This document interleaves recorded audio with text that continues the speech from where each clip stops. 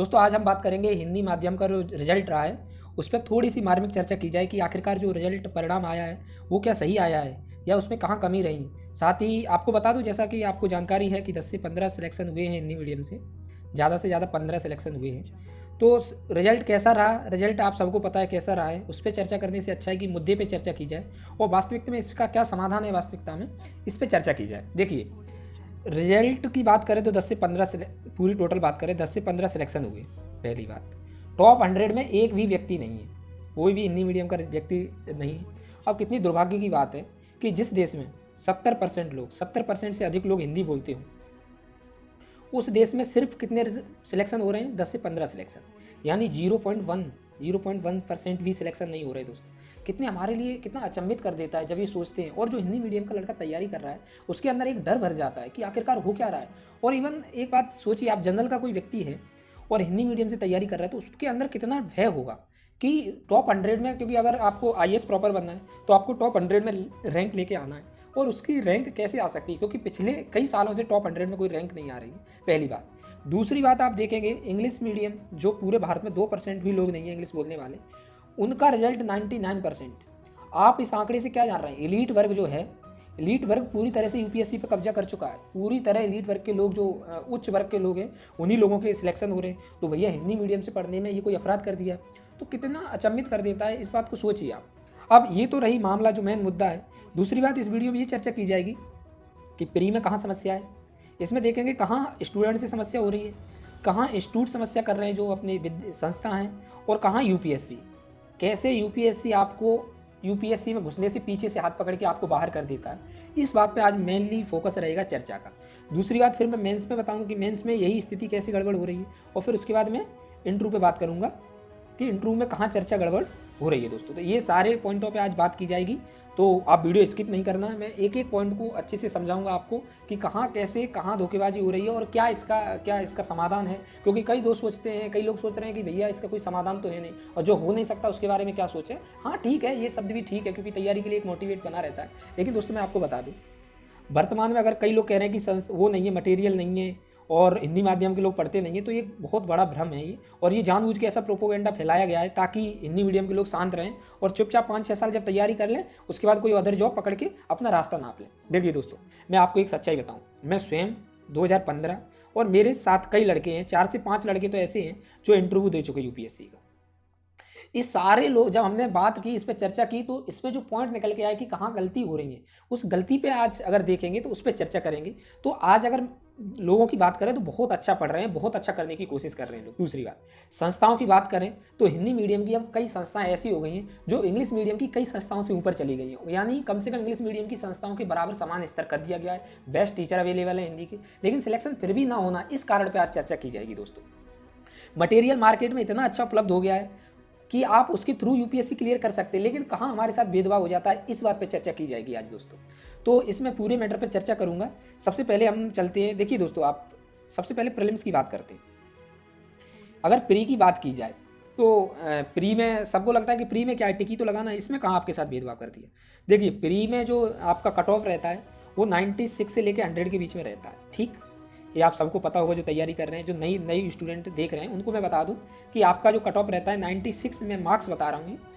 अब प्री में हर साल 5 प्रश्न ऐसे आते हैं दोस्तों, 5 से 6 प्रश्न, जो निश्चित रूप से सरल होते हैं। मैं नहीं कह रहा ये कठिन क्वेश्चन है, सरल होते हैं ये क्वेश्चन, लेकिन इनका ट्रांसलेट इतना घटिया होता है दोस्तों कि इनको आप सॉल्व नहीं कर पाएंगे, क्योंकि आपको यही नहीं पता चल पाएगा कि आखिर ये क्वेश्चन कह क्या रहा है, आप कहना क्या चाह रहा है। आपको जब ये क्वेश्चन ही समझ में नहीं आएगा तो सरल होकर भी ये क्वेश्चन आपके क्या हो जाएंगे, गलत हो जाएंगे।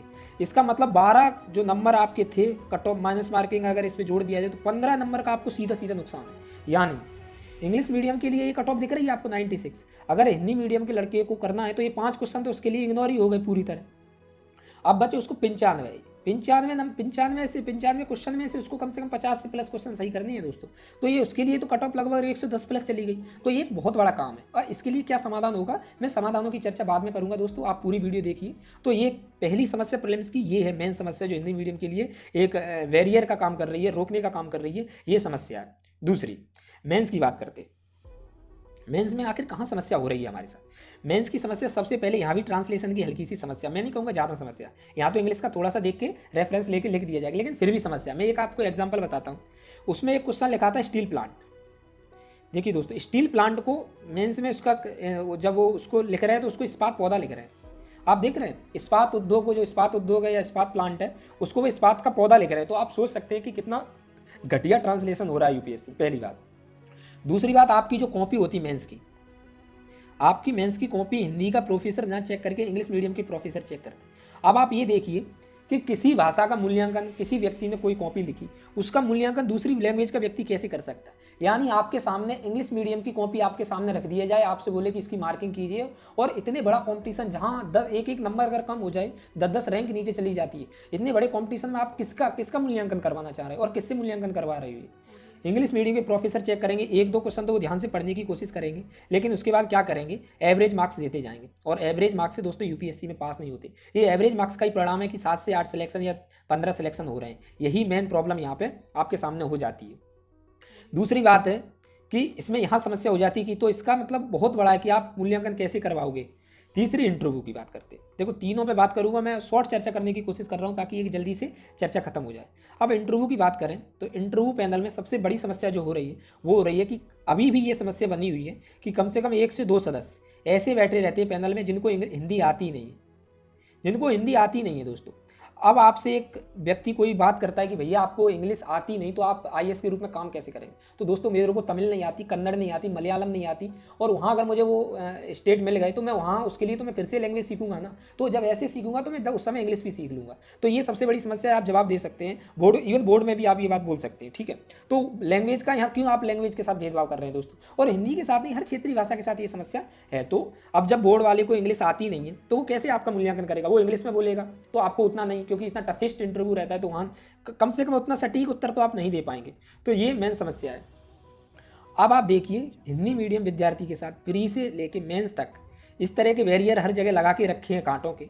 और हमारे देश के गृह मंत्री क्या बोलते हैं, अब प्रत्येक व्यक्ति को, आप एक बार वीडियो देखिए, आप ये मैं एक क्लिप लेके आया हूँ, आप एक बार इस क्लिप को देखिए, उसके बाद मैं बताता हूँ क्या क्या बोल रहे हैं। अब कोई संकोच रखने की जरूरत नहीं है, किसी लघुता ग्रंथि में रहने की जरूरत नहीं है। देश का प्रधानमंत्री दुनिया के उच्च से उच्च अंतरराष्ट्रीय मंच पर भी हिंदी में बोलता है, अपनी भाषा में बोलता है, तो हमें किस चीज की चिंता है। वो जमाना गया जब हिंदी बोलते थे तो होता था कि किस प्रकार से सामने वाला व्यक्ति मेरा मूल्यांकन हो करेगा। आपका मूल्यांकन आपके कामों के आधार पर ही होगा, आपकी क्षमताओं के आधार पर ही होगा, भाषा के आधार पर नहीं होगा। अन्यथा भी बोलचाल की भाषा से जो व्यक्तित्व का मूल्यांकन करते हैं उनको ये नहीं मालूम है कि भाषा तो अभिव्यक्ति होती है। मूल चीज तो विचार है, मूल चीज बुद्धिमत्ता है, मूल चीज कर्मठता है और मूल चीज निष्ठा है। मूल्यांकन के आधार तो ये बिंदु होने चाहिए। भाषा तो सिर्फ अभिव्यक्ति करती है, और मैं आपको बताता हूं कोई भी मानव विश्व में हो अपनी भाषा से अच्छी अभिव्यक्ति किसी और भाषा में वो कर ही नहीं सकता। और ये बात हमने हमारी नई पीढ़ी को समझानी पड़ेगी कि भाषा कभी बाधक नहीं हो सकती। हम गौरव के साथ अपनी भाषा का उपयोग करें, झिझके नहीं। कई सारे ऐसे देश हैं जिन्होंने विज्ञान में, अनुसंधान में, व्यापार में पूरी दुनिया में 1, 2, 3 नंबर प्राप्त करें, वो अपनी भाषा में काम कर रहे हैं, उनको कोई नहीं रोक पाया। हमने भी इस आत्मविश्वास के साथ आगे बढ़ना पड़ेगा। हमने भी इस आत्मविश्वास के साथ हमारी सभी भाषाओं को साथ में लेकर राज्य भाषा को भी आगे बढ़ाना।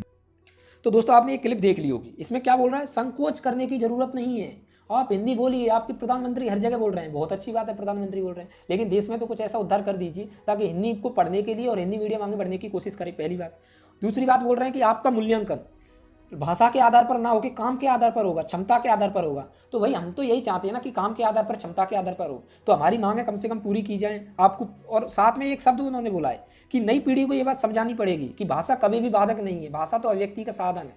तो भाई हम सब लोग मिलके, आप सबसे पहले तो दोस्तों आपसे मेरी विशेष रिक्वेस्ट है कि चैनल को सब्सक्राइब जरूर कीजिएगा, क्योंकि इस चर्चा के माध्यम से अगर लोग सुनेंगे तो लोग जागरूक जरूर होंगे और इस बात पे चर्चा तो कम से कम हो। उसमें मांग ये है कि आप प्रीलिम्स में क्या कीजिए, जब भी पेपर बने तो पेपर को जब ट्रांसलेट हो जाए उसको क्रॉस चेक करने के लिए एक कमेटी गठित की जाए जिसमें सभी हिंदी माध्यम के परिपक्व सदस्य हों। और वो क्या करें, एक एक क्वेश्चन को क्रॉस चेक करते जाएं कि कहाँ पे कहीं कोई शब्द गड़बड़ तो नहीं है जिसकी वजह से प्रश्न का जो सर अर्थ है उसका अनर्थ तो नहीं हो रहा। तो ये क्रॉस चेक 1 से लेकर 100 क्वेश्चन का किया जाए, ऐसी कमेटी हर साल हो और प्रत्येक प्रश्न को, जो प्रत्येक प्रश्न है उसको चेक करें। तो हिंदी है उसका अर्थ के लिए या उसका लैंग्वेज को ठीक करने के लिए एक क्रॉस कमेटी बनाई जाए, पहली बात। दूसरा, मेंस में हमारी मांग है कि मेंस में ऐसी कमेटी हो जो क्रॉस चेक करे। साथ ही हिंदी मीडियम की जितनी भी कॉपी है हिंदी मीडियम के प्रोफेसर के द्वारा चेक करवाई जाए, ये हमारी विशेष मांग है, क्योंकि ज़्यादा से ज़्यादा वेटेज किसका रहता है, मेंस का रहता है। देखो प्रीलिम्स का बैरियर जब खत्म होगा तो मेंस पे आ जाएंगे। तो मेंस का बैरियर तभी खत्म हो सकता है जब जो अंग्रेजी के प्रोफेसर है उनसे कॉपी ना चेक करवाई जाए, बल्कि हिंदी मीडियम के प्रोफेसर से कॉपी चेक करवाई जाए। अब इसमें कई लोग क्या मांग कर रहे हैं पता है, मैंने कई लोगों की यूट्यूब पर वीडियो देखे, वो कह रहे हैं कि भाषा के आधार पर हमें तो आरक्षण चाहिए। भाई देखिए, ये फिजूल की बात है, ना ये हो सकता है, तो इस पर चर्चा करने का कोई समय बर्बाद है और आप अपनी स्टडी को एक गलत पॉलिटिकल ले जा रहे हैं, क्योंकि भाषा के आधार पर ना तो आरक्षण मिल सकता है ना ये बात पूरी हो सकती है। तो ये जो मैं बोल रहा हूँ ये एक तार्किक और सटीक मांग है, और इससे आपका जो यूपीएससी का रिजल्ट है 100% सही हो जाएगा। इसी प्रकार आपका इंटरव्यू में पूर्णतः हिंदी मीडियम के सदस्य बैठे जिनको हिंदी कम से कम आती हो, और पूर्णतः हिंदी मीडियम में उसका जो हमारा इंटरव्यू है पूर्णतः हिंदी मीडियम में हो। तो दोस्तों ये मांगे, आपको क्या लगता है कि ये मैं जो सुझाव दे रहा हूँ वो सही है, या आपकी कोई एक्स्ट्रा मांगे तो जरूर कमेंट बॉक्स में बताइए। हम कोई रणनीति बड़ी तैयारी करने की सोच रहे हैं, ये प्रीलिम्स से बड़ी मुश्किल से टाइम निकाल के, क्योंकि चाह रहे हैं कि शायद ये इस बैरियर से ऊपर उठ के छलांग लगा के ऊपर निकल जाए, कोशिश कर रहे हैं। 10 अक्टूबर को पेपर है और सभी साथी पढ़ रहे हैं। अगर आप में से कोई तैयारी कर रहा है तो मेरी तरफ से उसको बेस्ट ऑफ लक है दोस्तों। साथ में चैनल को सब्सक्राइब कीजिएगा, आगे जो भी हेल्प होगी आपकी जरूर की जाएगी दोस्तों। तो बहुत बहुत धन्यवाद दोस्तों, मैं यही बोलूँगा, जय हिंद जय भारत दोस्तों। तो चैनल को सब्सक्राइब जरूर कीजिए, ये मेरी विशेष रिक्वेस्ट है आपसे।